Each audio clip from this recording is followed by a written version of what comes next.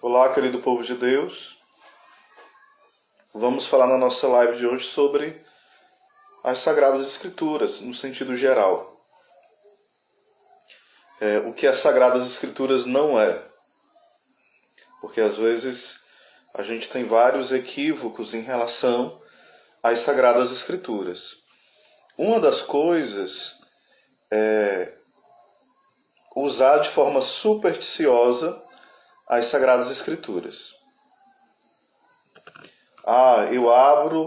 Eu deixo a minha Bíblia em casa aberta no Salmo 90, mas a pessoa deixa ali a Bíblia cheia de poeira, mofando, sendo comida pela traça, e não aprofunda as Sagradas Escrituras. Ela deixa a Bíblia lá de forma supersticiosa, deixa aberta no Salmo 90, ou Salmo 22, e acha que só a Bíblia aberta vai ter uma mágica para o mal sair da casa. Não, isso é superstição. Isso não é o que agrada a Deus. As Escrituras devem ser lidas, meditadas. A gente deve lutar pela graça de Deus, por viver, compreender melhor as Escrituras. Outra coisa que as Escrituras não são é o único fundamento da nossa fé. Como católicos, nós temos as Sagradas Escrituras, nós temos a Sagrada Tradição e temos o Sagrado Magistério. E é o Sagrado Magistério que interpreta para nós, que nos ensina com segurança as Escrituras e a tradição. Só que muitas vezes nós nos comportamos como os protestantes. Como assim? Geralmente, a gente sempre tem aquela pergunta: onde é que está na Bíblia isso? Me mostra na Bíblia. Cadê na Bíblia? Eu só acredito se estiver na Bíblia. A gente é católico, mas se comporta e pensa e repete um monte de coisa que só está na cabeça de um protestante. Às vezes nós não sabemos o mínimo sobre as Escrituras. Olha, a Igreja Católica aumentou os livros. Olha, a Igreja Católica acrescentou coisas na Bíblia. Claro que não. Foi ela que discerniu quais eram os livros que deveriam ser tidos como inspirados. Isso levou tempo. Foi muito tempo. Aí depois de mais de 1500 anos, já da Igreja Católica fundada por Jesus, vem Martinho Lutero, que era um padre agostiniano, e faz a revolução, a revolta protestante. Lembremos uma coisa: a tradição escrita, que é as Sagradas Escrituras, ela foi antecipada pela tradição oral. Como assim, Oséias? Antes de ser escrito o Antigo Testamento, ele foi ensinado. Então, o que acontece é o seguinte: primeiro vem a tradição oral, depois vem a tradição escrita. É assim na vida de todo mundo. Por exemplo, eu quero escrever um livro. Primeiro, eu vou vivenciar, aprender, pesquisar. Tenho uma vida antes de ter aquele livro escrito. Se é assim hoje, imagine antes, aonde não era fácil e nem barato escrever um livro, nem de guardá-lo. Tanto porque nem todo mundo tinha a capacidade de fazer isso, intelectual, estudo para isso, como também não tinha financeiramente a capacidade de bancar. Então, geralmente, quem tinha alguns livros eram pessoas muito de classe nobre, muito ricas. Então, dentro da perspectiva das Sagradas Escrituras, primeiro teve a tradição oral. Houve a revelação, e dentro desse processo, Deus foi manifestando o seu poder, escolhendo os patriarcas, os profetas, os juízes. Teve o tempo exílico, pós-exílio, durante o exílio. E foi muita coisa vivenciada. Lutas, quedas, um monte de coisa. Somente depois, no Antigo Testamento, né, acerca do Antigo Testamento, houve a necessidade real de escrever. Porque se precisava manter a verdade daquele povo eleito por Deus, né? Então o Antigo Testamento foi escrito muito tempo depois de que tudo aquilo foi vivenciado. E não está na ordem, por exemplo, o primeiro livro não quer dizer que foi o Gênesis a ser escrito, né? Nós temos a ordem bonitinha hoje. Mas é necessário toda uma pesquisa para entender qual foi o primeiro livro escrito, qual foi o segundo, qual o gênero literário. Então, entendamos o seguinte, tanto o Antigo Testamento como o Novo Testamento, houve primeiro uma tradição oral, ou seja, ia passando, a palavra tradition quer dizer transmissão, algo que é dado. Então, primeiro teve a tradição oral, que foi passada de pai para filho, de geração para geração, e somente depois foi algo escrito, inspirado por Deus, óbvio, né? Também no Novo Testamento, o Evangelho era pregado antes de ser escrito. O Evangelho foi anunciado muito anterior a ter ele ali compilado, escrito, bem organizado. Isso levou tempo. Então, nunca esqueça disso. A tradição oral precedeu o Antigo Testamento e a tradição oral precedeu o Novo Testamento. Aí hoje nós temos esses pilares, né, que o magistério vai nos explicando e nos dando a devida e a correta interpretação, tanto sobre as Escrituras como sobre a Sagrada Tradição. Hoje nós temos um grande problema em relação às Escrituras, porque um grande problema é porque as pessoas às vezes não querem ler, nem rezar e nem estudar com as Escrituras. O segundo problema é que às vezes nós temos algo em mãos e não usamos. Por exemplo, eu tenho uma Bíblia aqui, digamos, essa aqui é os Evangelhos comentados, né? É da Navarra. Só que eu tenho vários recursos que eu posso usar aqui. Aqui é bilíngue, latim e português. Tem um rodapé, tem uma introdução antes de cada livro, mas também nas outras traduções, por exemplo, a da CNBB, todas, né? Mas foram as melhores. CNBB, a Peregrino, a Jerusalém, a Tebe. Você tem que entender que tem ali uma introdução. Antes do Evangelho de Mateus, tem uma introdução a Mateus. Tem a nota de rodapé. Por exemplo, a Peregrino, a nota de rodapé é enorme. As introduções são bem aprofundadas, tanto na Peregrino como na Jerusalém e na Tebe de estudo. E a gente deve aproveitar esse tesouro que está ali no rodapé, né? Às vezes não é nem um rodapé grande, mas é pequeno, mas tem coisas muito profundas que vão ser essenciais para uma boa chave de leitura das Escrituras. Então é bom a gente ter atenção a isso. Outra coisa é também pegar os documentos da igreja. Eu citaria dois aqui. A Dei Verbum, um dos documentos do Concílio Vaticano II. E ali é um documento pequeno, porém muito profundo na indicação do estudo das Sagradas Escrituras. Tá certo? Um outro documento, que é do nosso querido Papa Emérito Bento XVI, a Verbum Domini. Esse também é fantástico em relação ao entendimento e à compreensão das Sagradas Escrituras. Então, os documentos da Igreja acerca das Escrituras vão dando um norte para nós, de como melhor entender. Certo? Estou colocando dicas bem práticas, né? Olhar o rodapé, olhar as introduções da Bíblia que você tem. Então, as que eu indico mais são essas, né? A nova da CNBB, a nova edição, a Peregrino, a Jerusalém e a Tebe. Quem conseguir a Navarra, beleza, ótimo, né? Mas só tem ali o Novo Testamento. Só tem o Novo Testamento até o momento em português. O Antigo só está em espanhol e é bem caro, né? O Novo Testamento são 3 volumes, da Navarra. O rodapé é enorme, mas vale a pena. Tendo falado isso, também é bom você acompanhar pessoas que entendem, mergulham nas Escrituras constantemente. Bons padres, bons pregadores, né?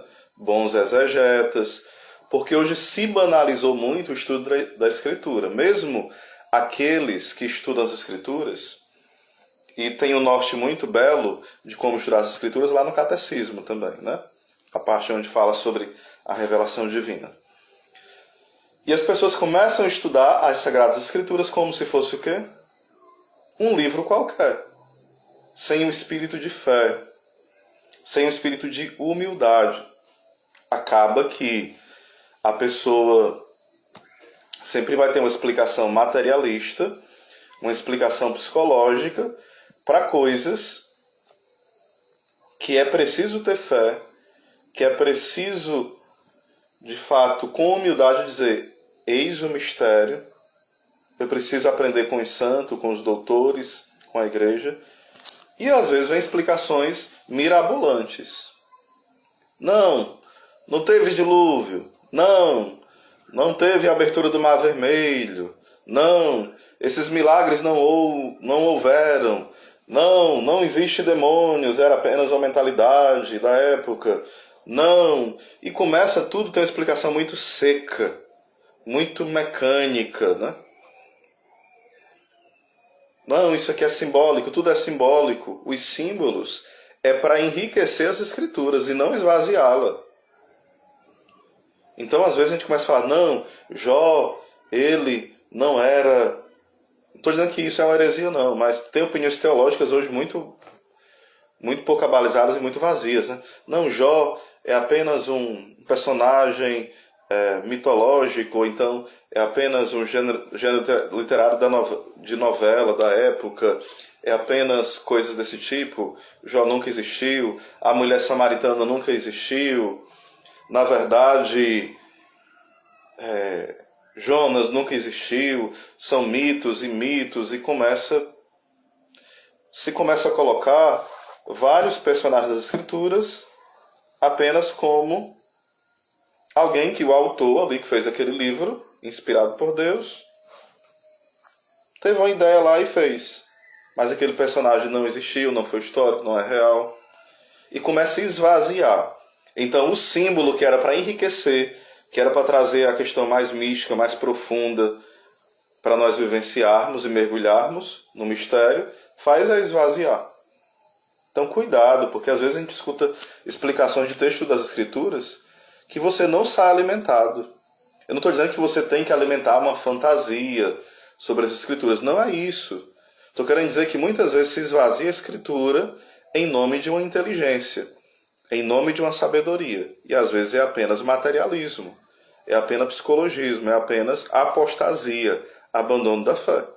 Você lê as Escrituras como se estivesse lendo qualquer outro livro. O livro do Harry Potter, o livro do Senhor dos Anéis, o livro de biologia, o livro de física. Não é assim. Tem que se olhar como um estudioso? Sim, isso não há problema. A filologia, a hermenêutica, a exegese do texto e várias outras coisas, né? No entanto, sempre nessa postura de fé.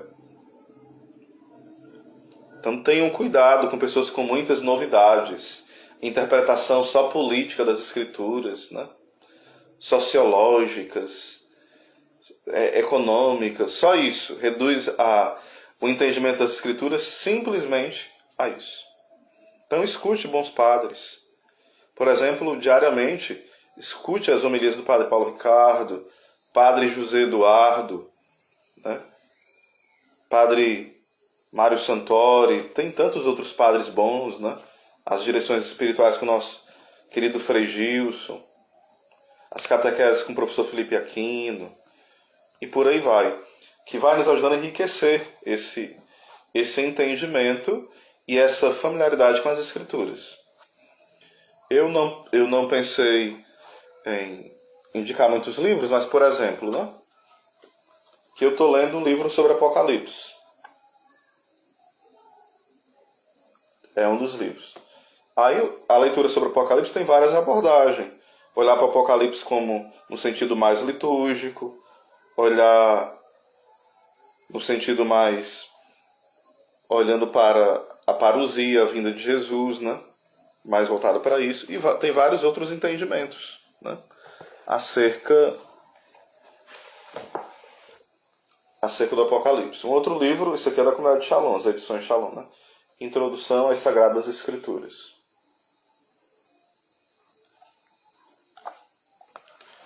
Aqui tem a coleção inteira, só que eu só estou em mãos, aqui na mesa, somente com um dos volumes, né, que é a Catena Áurea.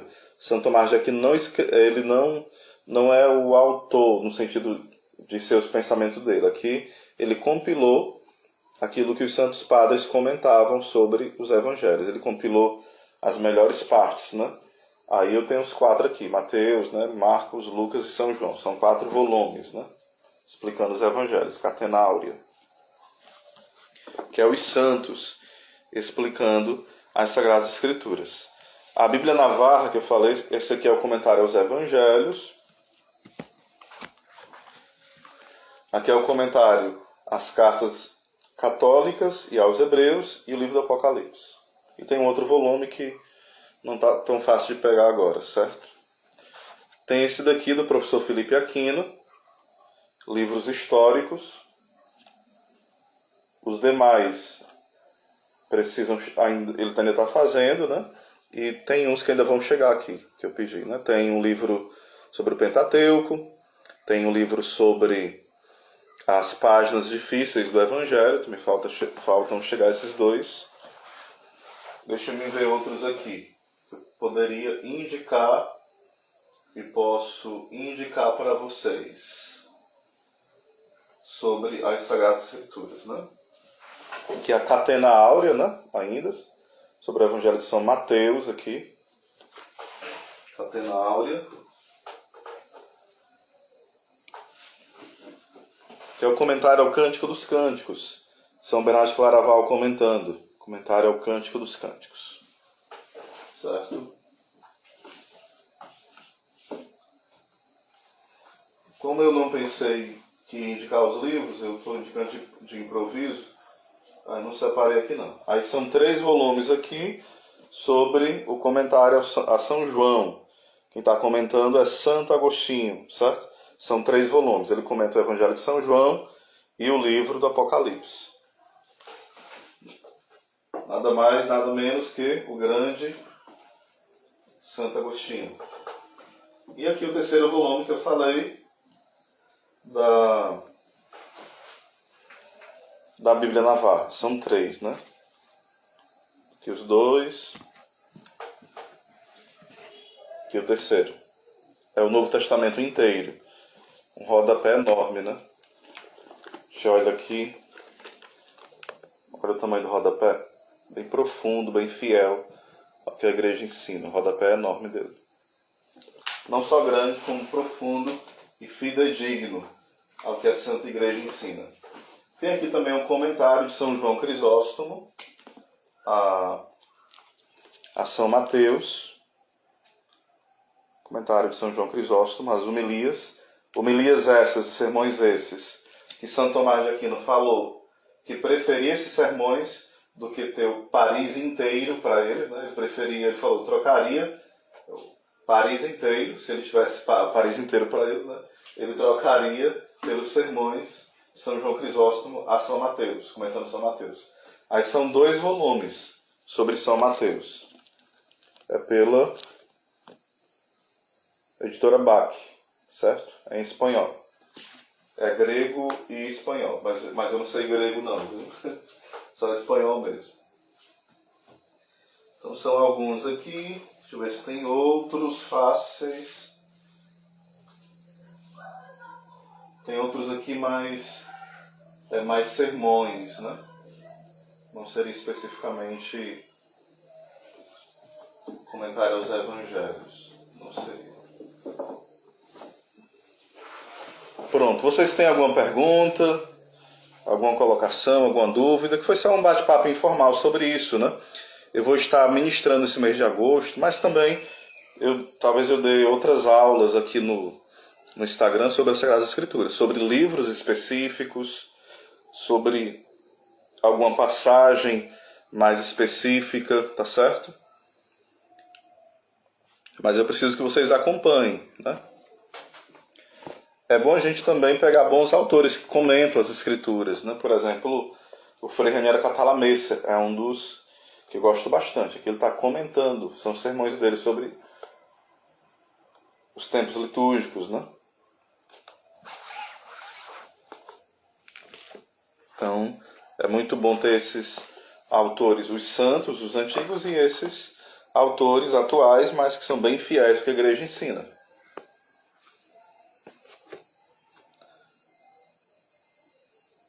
Um abraço aí para Maria, para o Diego, que Deus abençoe. Amém, agradeço a vocês. Viu? Vou pegar aqui outros livros sobre as Sagradas Escrituras, só para indicar para vocês rapidinho aqui.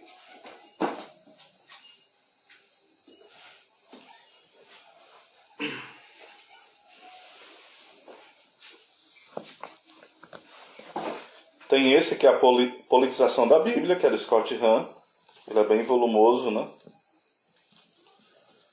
Ele vai falar sobre a questão do método histórico crítico, vai explicar como surgiu.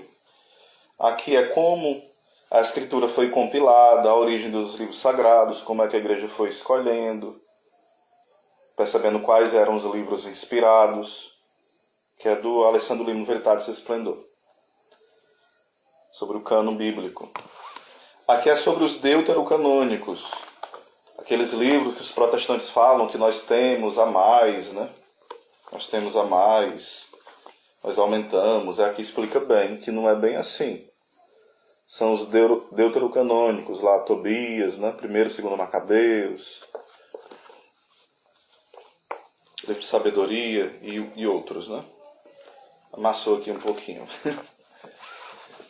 Tem esse, que é o Evangelho de João, na interpretação dos padres da igreja e dos teólogos medievais, que não é a Catena Áurea, é outro, onde os santos comentam o Evangelho de São João.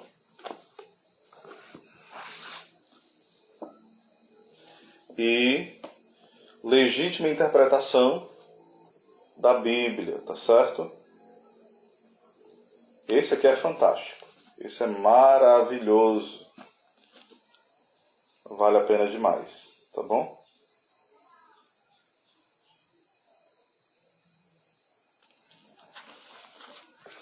Então todos esses eu indico demais para vocês. Vale muito a pena.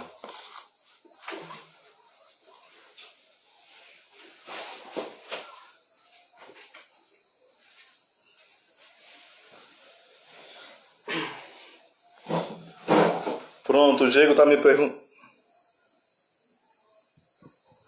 Pronto, eu vou fazer uma aula específica sobre isso, certo?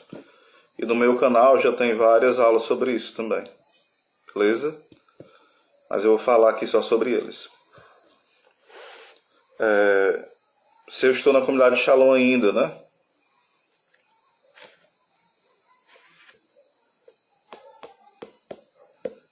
Pronto, eu não estou mais na comunidade Shalom. Fazem 2 meses que eu saí. Foram em média 3 anos rezando junto com minhas autoridades, discernindo se eu permaneceria ou não. E escutando a vontade de Deus, e eu fui percebendo que não era essa a minha vocação, mas eu continuo ajudando no primeiro anúncio, que é a evangelização, rezando pelas pessoas, acompanhando, aconselhando, e estou ajudando também no centro de formação, como ministro de ensino. Agora, no mês de agosto, eu vou dar um curso aqui em Horizonte, em Pacajus, no Regional Pacajus, né? Sobre introdução às escrituras, que é justamente baseado nesse livro e em outros livros que eu mostrei aqui.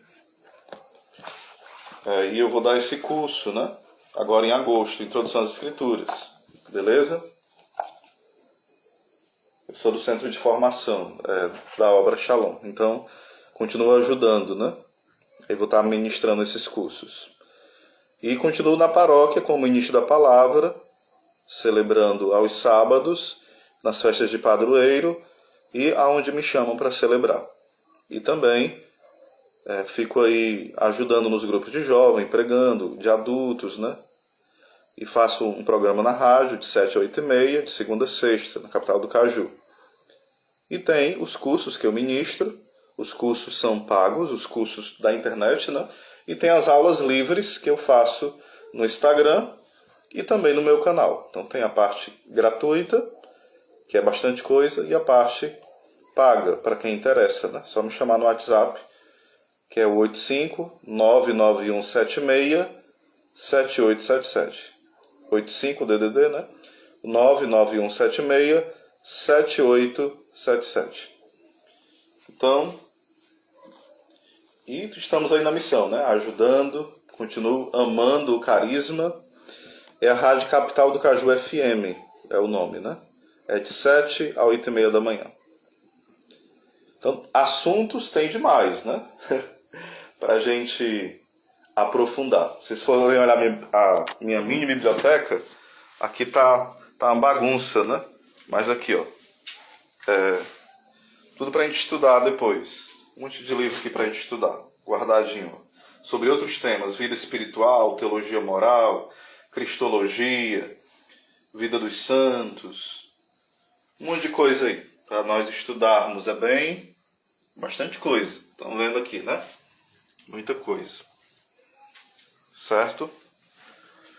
Guarda-roupa aqui também está meio bagunçado, mas muita coisa para nós estudarmos, ó, muita coisa para estudarmos, muita coisa mesmo. E tem aqui a mesa, aqui com um monte de livro, vocês estão vendo, né? A rede ali, às vezes tem que descansar um pouquinho, às vezes não, de vez em quando, né? Aqui onde tem outros livros, né? Só para vocês verem. Depois eu mostro com calma os livros, né? Aqui também, meio bagunçado, aqui embaixo.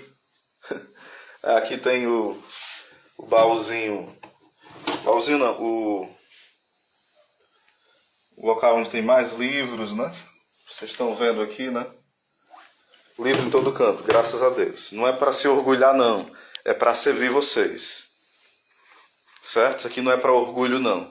Porque eu posso ter um monte de livro desse, ser soberbo, ser orgulhoso e perder o céu. A questão não é ler muito. A questão é buscar ler, ser humilde, pedir a graça a Deus de viver aquilo que a gente prega, aquilo que a gente estuda, né? Porque quanto mais a gente sabe, mais a gente estuda, a gente vai ser cobrado por um preço maior. A quem mais foi dado, mais é cobrado. Aí aqui ainda tem, ó, no rack, né? Os outros livros aqui embaixo, tem mais livros. Tem outros locais que tem mais livros ainda, né? Se eu passear aqui pela casa, né? Tem muita coisa. Aí tem o baú do tesouro, né? Aqui já é mais os livros da minha irmã. Aqui não é tesouro, é livros também, né? Tesouro aqui. E tem outros cantos. Então, em resumo, meus irmãos, eu quero muito a ajuda de vocês, né? Divulgando o Instagram, porque às vezes a gente faz live e a gente não quer multidões, mas às vezes tem uma pessoa assistindo, vale a pena por essa uma pessoa, mas a gente quer divulgar mais o trabalho para que mais pessoas conheçam a vida dos santos, a fé católica, as sagradas escrituras, saber defender a fé, porque às vezes a gente não sabe, a gente fala qualquer bobeira, né? E acha que sabe. A gente tem a mania de ser preguiçoso, ser meio seguro, não quer comprar livro, quer tudo de graça em PDF, não quer gastar tempo, não quer gastar dinheiro, não quer gastar energia, não quer gastar o suor, a vida. Não. A vida com Deus, a vida no Espírito, a vida na graça de Deus, exige de nós gastar tempo, nos cansarmos, darmos o melhor para o Senhor. Às vezes pesa no bolso, né? Também. A gente tem que economizar. No lugar de comprar uma calça de 130, compra uma mais barata de 50 para poder comprar um livrinho ali de R$30, né? Ou seja, investir na nossa fé. Investir na nossa fé. Acompanhar canais bons, né? No YouTube e aprofundar. Ah, o vídeo tem meia hora. Eu quero aprender em 5 minutos. Não vai aprender não, filho. Se você quer uma coisa light... Ah, eu queria aprender sobre as imagens, os santos, defender a fé. Mas se você é um tremendo preguiçoso, se eu sou um tremendo preguiçoso, como é que eu vou defender a fé? Não tem como. Não tem como, é impossível. Então, tenhamos cuidado, né? Pronto. Às vezes eu acabo não tendo um horário fixo porque a minha vida é muito dinâmica, né? Então tem vezes que eu faço 10 horas da noite, tem vezes que eu faço à tarde, meio-dia, né? Mas eu deixo aqui salvo para vocês, tá bom? Porque a minha vida é muito dinâmica, tanto familiar como as missões. Tem vezes que eu tenho missão à tarde, de aconselhar alguém, de rezar por alguém. Tem vezes que eu tenho missão à tardinha, missa todo dia. Quando eu posso, eu vou às 18 horas, aí chego às 7h30 da missa. Tem missa diária aqui em Pacajus, né? Aí hoje eu não consegui ir, aí já fiz a live aqui com vocês. Então, a minha vida é muito dinâmica, a minha vida missionária, entenderam? Por isso que, infelizmente, eu não tenho algo fixo, né? Um horário fixo. Mas, sempre que eu gravar, eu deixo aqui salvo para vocês, tá ok? Que Deus abençoe. Foi uma alegria conversar com todos. Um abraço.